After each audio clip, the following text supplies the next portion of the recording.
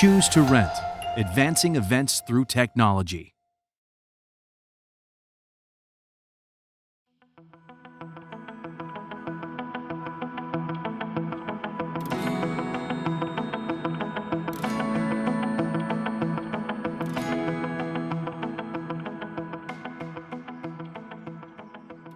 So we have a ZD621 that looks like it's a dead unit.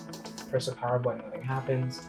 It actually is a pretty easy fix. What you'll need is a star safe screwdriver like this. And unplug the printer, flip it over. And there's 4 screws, 1, 2, 3, and 4. If your cutter has a screw in the middle here, don't worry about it. That's not a part of the part that connects it to the printer. That's a screw to actually get into the cutter itself. So yeah, you just unscrew these 4 screws.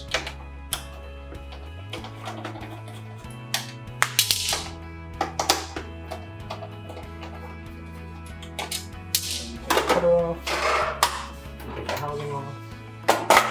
And what we have here is there's a user interface cable. This cable is pretty prone to getting loose, so you just want to go and push it back in.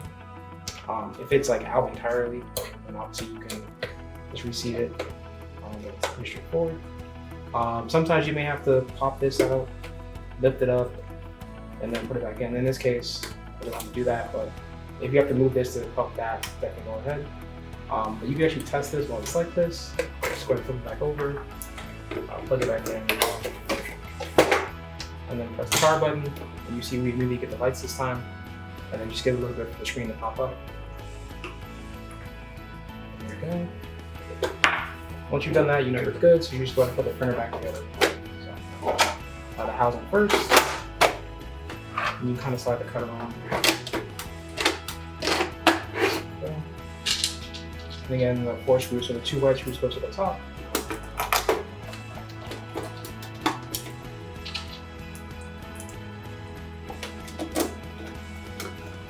And then these 2 black screws go to the bottom. And try to make sure you put these cutter screws in as good as you can, because if it's a little loose, it can cause issues with the cutter not cutting.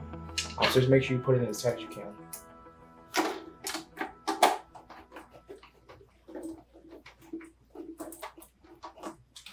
And just flip it over, put it back in, press the power button.